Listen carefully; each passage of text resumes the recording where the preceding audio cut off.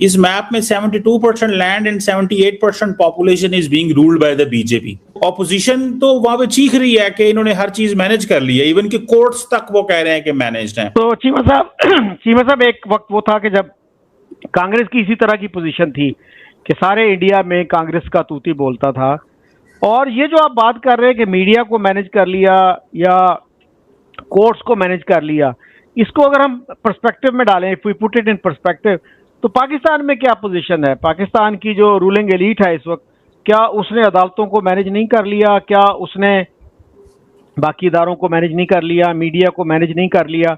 आपको कितनी क्रिटिकल आवाजें जो हैं मीडिया में सुनाई देती हैं?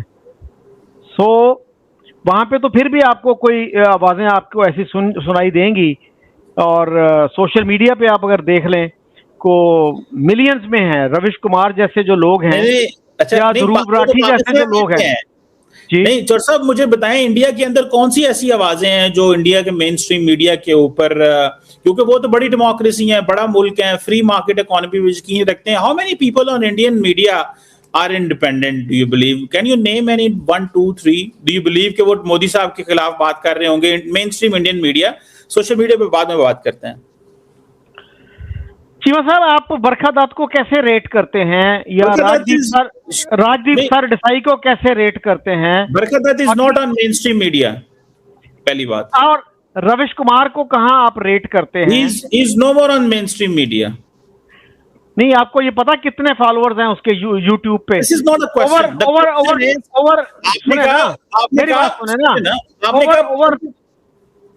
आपने जो बात की है वो मेन स्ट्रीम मीडिया की बात की ना, तो मैं सोशल मीडिया पे आ जाता हूं, मैं सोशल मीडिया पे बिल्कुल आता हूं। आपने कहा पाकिस्तान की एलीट ने मैनेज किया है, पाकिस्तान की एलीट ने कोर्ट्स मैनेज कर ली, सारा कुछ कर लिया। आई एग्री विद यू, कर ली मैनेज। मैं तो इंडियन डेमोक्रेसी की बात कर रहा हूं। We have a question on there. मैं तो आपके साथ खड़ा हूं ऑन दिस क्वेश्चन जो आप बात कर रहे हैं। मैं ये चाहता हूं कि हम तो बुरी डेमोक्रेसी है, वो तो बहुत अच्छी डेमोक्रेसी है ना। तो आई हैव अ क्वेश्चन कि इंडिया के मेन स्ट्रीम मीडिया पे कितनी इंडिपेंडेंट वॉइसेस हैं? नेम एनी 1 2 3 4 आप कहते हो कि यार ये इंडिपेंडेंट रात को बोलते हैं। चीमा साहब, मुझे ये बताइए कि पाकिस्तान में कितने जर्नलिस्ट हैं? नहीं, मेरी गुजारिश सुन लेना। Let's put it in perspective कि पाकिस्तान में क्या सिचुएशन है।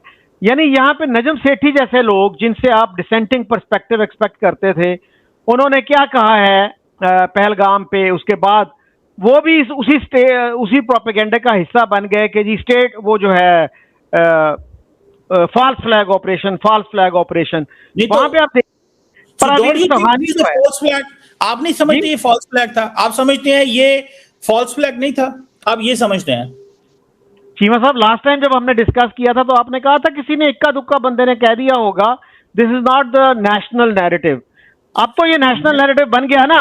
आप मुझे बताइए कि what evidence has been produced to prove that it was a false flag operation? UN ने जब कंडेम किया इसको, यूएन ने जब कंडेम किया, I agree with you, it is a false flag operation. सुने सर, सब इंसिडेंट हुआ कश्मीर में, इंडियन गवर्नमेंट की जुरिस्डिक्शन है। Could the Indian government provide a justification and any evidence that Pakistan is involved in this? मैं ये नहीं कह रहा कि पाकिस्तान। Listen. नहीं, देखिए, the onus is on Indian government to provide any kind of an evidence. They could not provide an iota of evidence, an iota, कुछ भी नहीं प्रोवाइड कर सके। मैं तो ये बात कर रहा था, लेकिन मैं अपने टॉपिक से हट रहा हूं। मुझे आपने बताना है independent voices on Indian media जो रात को नरेंद्र मोदी साहब और उनकी पार्टी को ग्रिल कर सकते हो। सवाल ये है, let's not get right and left, फिर हम कहीं और चले जाएंगे। चीमा साहब, मेरा ख्याल है कि ये जो फॉल्स फ्लैग वाला है ना, इसको हम पहले कंक्लूड कर लें। ये मुझे बताइए कि किसी इंटरनेशनल मीडिया ऑर्गेनाइजेशन ने, इवन चाइना के ग्लोबल टाइम्स ने या उनके पीपल्स डेली ने कहा हो कि जी ये फॉल्स फ्लैग ऑपरेशन था, सिवाय पाकिस्तानी मीडिया के वो कोई इंटरनेशनल मीडिया नहीं कह रहा, कोई इंटरनेशनल ऑर्गेनाइजेशन नहीं कह रही कि ये फॉल्स फ्लैग ऑपरेशन था। और पाकिस्तान में मुझे बता दीजिए मेन स्ट्रीम मीडिया पे किसी एक बंदे ने कहा हो कि it was not a false flag operation, या इसकी एविडेंस दीजिए कि फॉल्स फ्लैग ऑपरेशन कैसे था ये। तो सर देखिए, लेट्स वो जो कहते हैं ना, the cattle should not call, क्या मुहावरा है, the cattle should not call the pot black. Yes, exactly. So हमें अपना भी रिकॉर्ड देखना चाहिए कि हमारा क्या रिकॉर्ड है। बुरे हैं ना, देखिए चौर साहब, आपके बकौल तो हम बुरे हैं, हम तो, मैं तो कह रहा हूं, हम तो, हमारी तो बात ही छोड़े ना, हम तो हैं ही बुरे। चलो इस बात पे तो हम एग्री करके आगे चल रहे हैं। देखिए मैं तो आपकी बात मान गया कि हम बुरे हैं।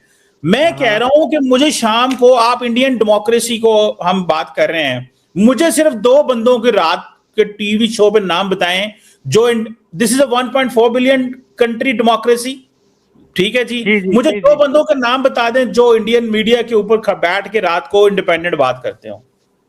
2, मैं 3 की बात की, 2। अच्छा, पिछले दिनों जो है, इवन अर्नब गोस्वामी पे लोग कह रहे थे कि जी ही हैज स्विच्ड साइड्स, वो अब गवर्नमेंट पे क्रिटिसिज्म कर रहा है। मुझे बताइए, राजदीप सरदेसाई को कैसे रेट करते हैं आप, कहां प्लेस करते हैं? राजदीप सरदेसाई सारा दिन इंडियन गवर्नमेंट, पाकिस्तान के ऊपर बैशिंग कर रहा होता है, अमेरिका पे बैशिंग, जो गवर्नमेंट की लाइन टो करता है वो। आपको किसने कहा कि वो इंडिपेंडेंट बात करता है? मेरे साथ आए, उसका कोई मीडिया देख ले, कोई उसकी कॉन्फ्रेंस देख, कोई उसके शो देख ले, मुझे पहले दिन से बताएं। आपने नजम सेठी को कोट किया, जो बड़े इंडिपेंडेंट आपको लगता था, आपने उसको भी रगड़ दिया, नजम सेठी को। ठीक है, वो आपकी चॉइस है, जिसको मर्जी रगड़े, you are a man who believes in free speech, रगड़े उसको। मैं तो कह रहा हूं 2 बंदे बताएं चोर साहब, 2। आपसे मैं यही सवाल अगर करूं कि हमारे मेन स्ट्रीम मीडिया पे 2 लोग बता दीजिए, 2 लोग नहीं, सुने मेरी बात सुने, 2 लोग बता दीजिए जो ये कहते हो, जो क्वेश्चन करते हो कि यार ये फॉल्स फ्लैग ऑपरेशन कैसे था, और तो क्या जितने इंसिडेंट्स हुए हैं इंडिया में सारे फॉल्स फ्लैग ऑपरेशन थे। आपने जवाब नहीं देना, देखिए आपको पता चलो लग जाता ना, बंदे ने जवाब ही नहीं देना। मतलब आप तो आइडियलाइज कर रहे हैं ना उनकी जमहूरियत को, मतलब आप तो पसंद करते हैं कि वो जमहूरियत ठीक है, वहां पे नरेंद्र मोदी ने अच्छे तरीके से कंट्रोल किया है।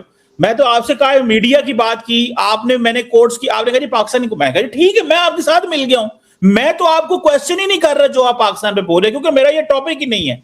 मेरा टॉपिक है इंडिया चौर साहब, उस पर मैं आपसे बात कर रहा था। लेकिन चौर साहब चले, ये तो आपकी मर्जी है, लेकिन आपको लगता है कि the kind of democracy in India जो इस वक्त चल रही है वहां पे, कि कहीं पे पैसा डालो, कहीं पे रिलीजन कार्ड खेलो, कहीं पे जो है, ये आपको लगता है कि 1 पार्टी कंट्री बनता जा रहा है इंडिया?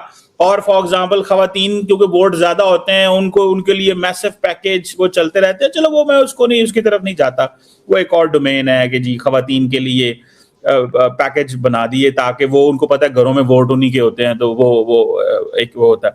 आपको लगता है कि 1 पार्टी कंट्री बनता जा रहा है, ये भी रूस की तरह ही बनेगा और इसी तरह, या आपको लगता है कि नहीं, this is a different country and all that? Cheema साहब, आपने कहा कि जी पाकिस्तान आपका मौजू नहीं है। सर, पाकिस्तान आपका मौजू होना चाहिए, तभी आप देखिए, तभी आप उसको पर्सपेक्टिव में रखेंगे ना, सही पर्सपेक्टिव में भी चीज को समझ सकेंगे। दोस्तों, हमारे देश में जो हमारी राष्ट्रीय पार्टियां हैं वो बीजेपी की जीत पर कुछ इस तरह से सवाल उठाती हैं, तो पाकिस्तान जैसे देश में जो दुश्मन देश है कह सकते हैं, अगर वो सवाल उठा रहा है तो लाजमी है इसमें कोई बड़ी चीज़ नहीं है। सवाल जो वो उठा रहा है उस पर तो हम बाद में बात करेंगे। सबसे पहले हम अपनी जो राजनीतिक पार्टियां हैं उन पर बात कर लेते हैं कि प्रधानमंत्री मोदी की जीत पर सब ईवीएम का दोष बताते हैं कि ईवीएम हैक हो गई है, मोदी ने चुनाव हैक कर लिया है, मोदी ने ये किया, मोदी ने वो किया। कोई इस चीज़ को मानने को राज़ी नहीं है कि जिस स्टेट में बीजेपी जीती है उसके बाद वहाँ पर क्या क्या बदलाव हुए हैं। सबसे पहले प्रधानमंत्री मोदी की जब सत्ता यहाँ हमारे देश में आई 2014 में, उसके बाद हमारे देश की जो स्थिति, हमारे देश का जो रुतबा है वो बहुत बदला है।